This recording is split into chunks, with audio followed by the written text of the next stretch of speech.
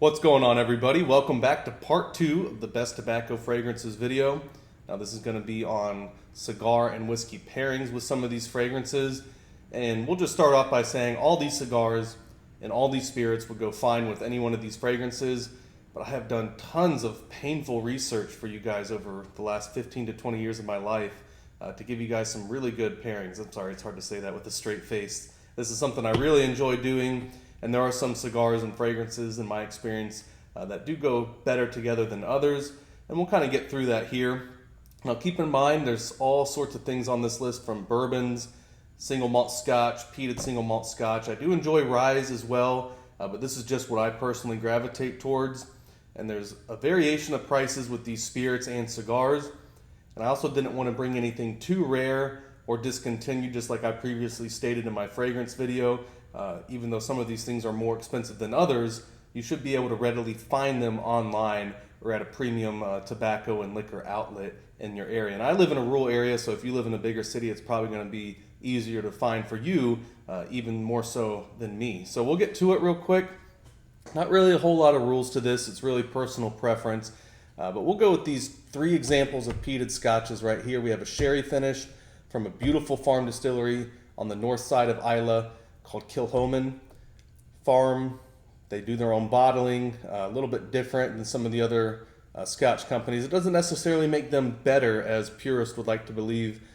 Their whiskey's not quite as old, their stocks aren't as old because they are new to distillery, but Kilchoman is absolutely incredible if you're able to find it. Lafroig 10-year cask strength. I personally almost always buy my whiskeys cask strength. I can always add a little bit of purified or spring water to it if I want to water it down. But my rule is, if you can, try not to let the distillery do that for you. You can always add water yourself, but you can't take it away. It's kind of like adding sugar to your coffee.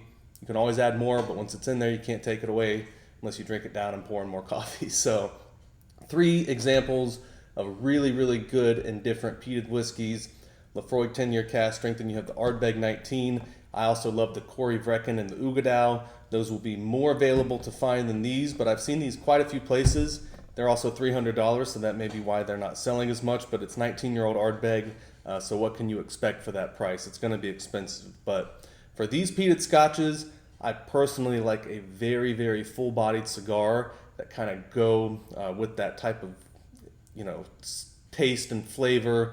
And they're going to be different because you have a sherry finished one here with Kilchoman Sinag, and then you have the Ardbeg and the Lafroig, which are a little bit more traditional. I think this one is finished in sherry, but it's not exclusively matured in sherry. But one of the best 2 cigars that I've found to go with those types of peated whiskey would be the Ashton VSG Virgin Sun-Grown. It's got an Ecuadorian shade wrapper on there. There's not really a bad size to any of these cigars, either just the sizes that I prefer for these certain brands.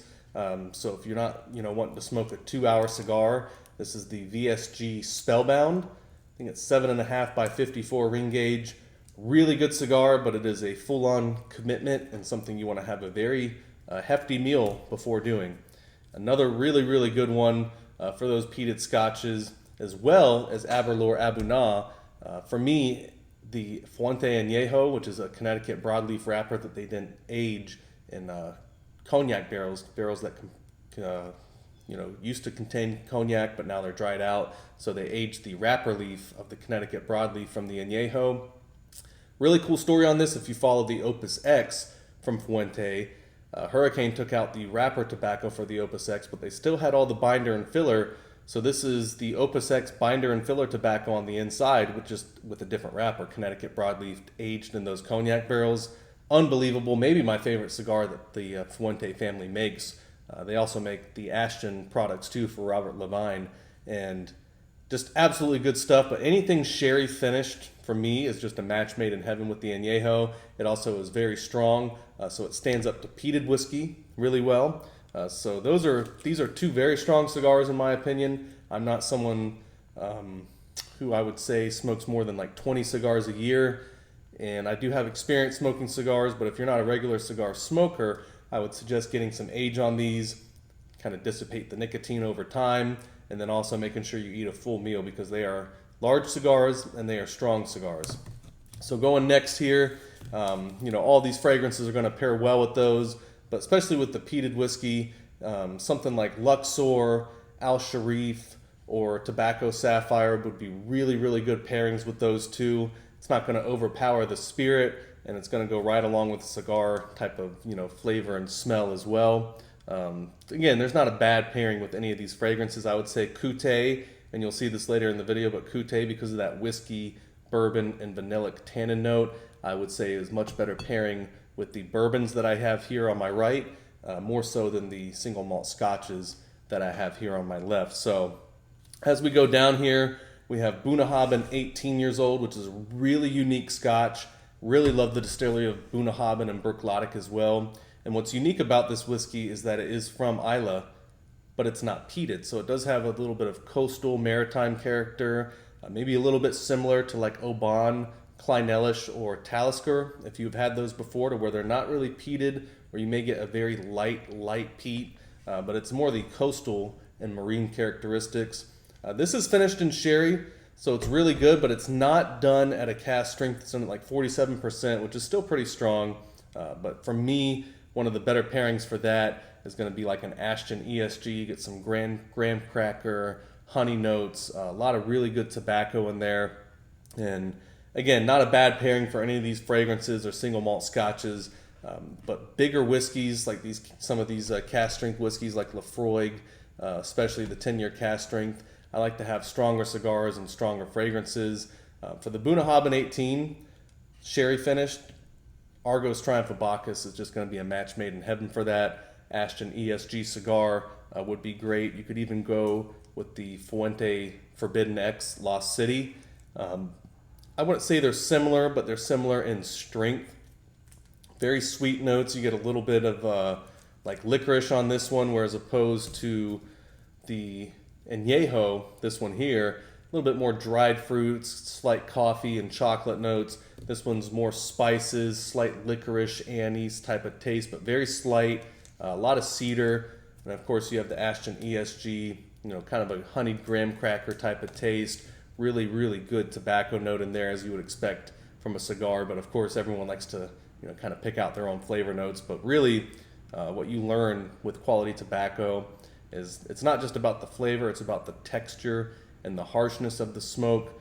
You can tell by how white the ash is, how a cigar burns, how it smells in the air, if that tobacco is good quality tobacco, and if it's been cured and aged correctly, which nobody does a better job, in my opinion, than the Fuentes and Padron and Davidoff. Cuban cigars are great. Quality's up and down with those, and the prices are through the roof. But if you are going to get Cuban cigars, you got Ramon Alones, I believe it is, Por La Raña, Trinidad. Cohiba's really good, but you have to be careful because that is like the most counterfeited cigar in the entire world. So be careful if you're buying Cohiba. This is going to be more applicable to people that are outside the United States. You have retail certified shops that sell Cuban cigars. Of course, in the United States, we don't.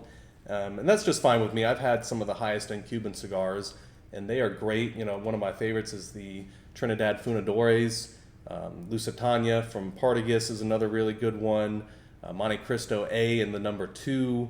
A lot of Cohibas. I really like the Bijique, but they're not really any better than some of the highest end Dominican ones, in my opinion. In fact, a lot of these families, especially the Fuentes, Padrones, and even Davidoff, they all came from Cuba and took the original Cuban seed tobacco with them. Cuba had some mold problems in the early 90s, and the government forced them to go to a different type of Cuban tobacco seed.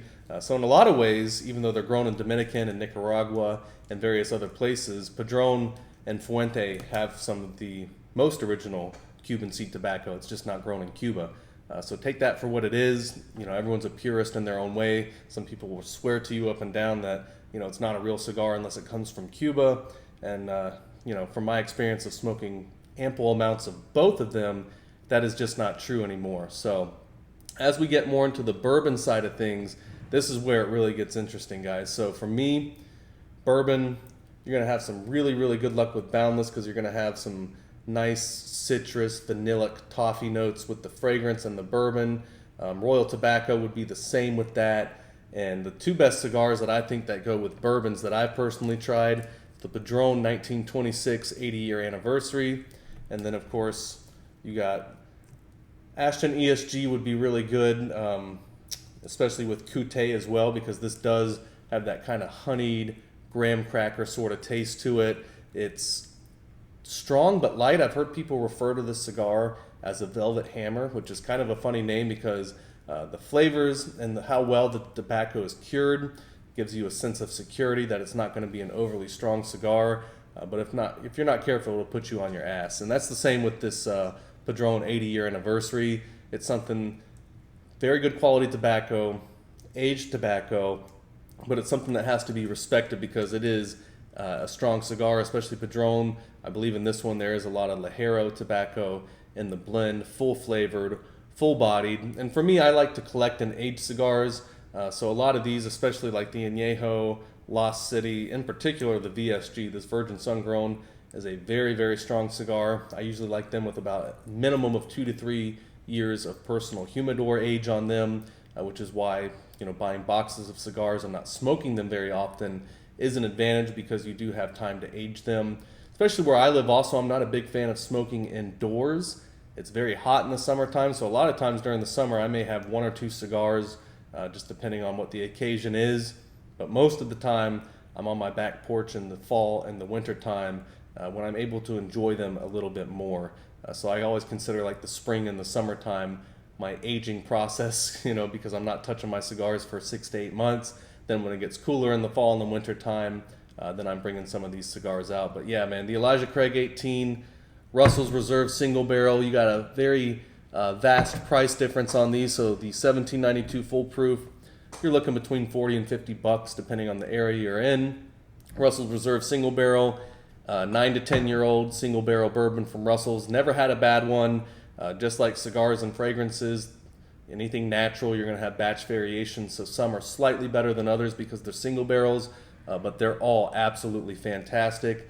And then you have Elijah Craig 18-year-old, usually around $175 to $200 depending on your area.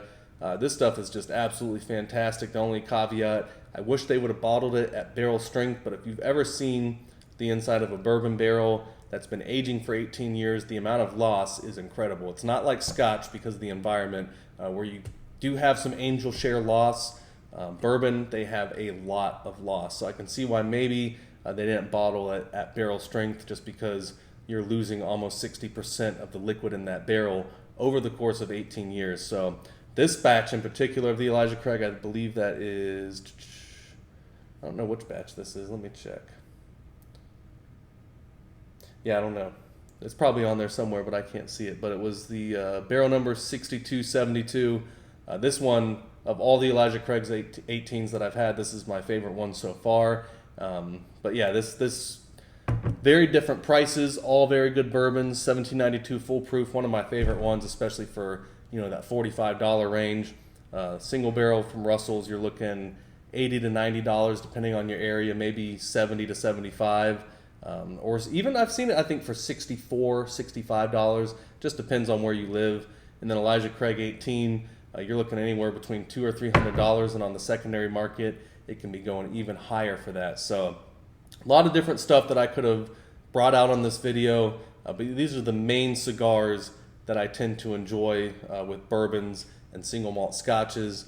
Again, there's quite a few things I could have put on here, and I didn't really want to put anything that was discontinued or extremely hard to find or too rare, because a lot of this stuff, even though there is some price variation in there, most of it you can find online or at a premium liquor or tobacco outlet. That includes all these cigars as well. And same with the fragrances. You can find them all online, whether it's Joma Shop, whether it's direct from the manufacturer.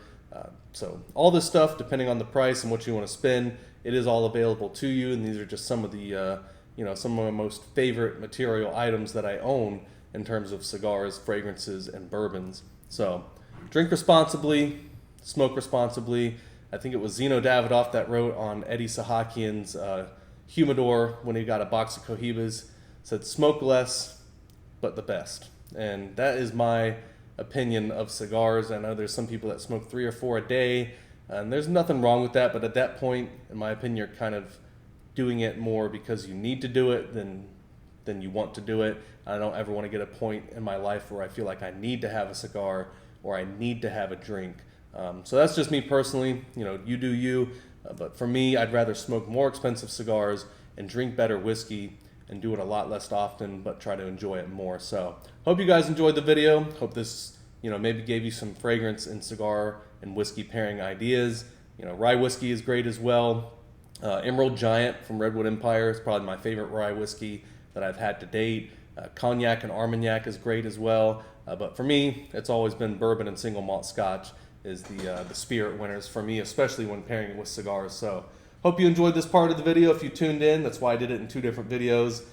So if you want to list some of your favorite cigars and some of your bourbons and scotches down below, also along with some of your tobacco fragrances, feel free. I'd really like to hear y'all opinion.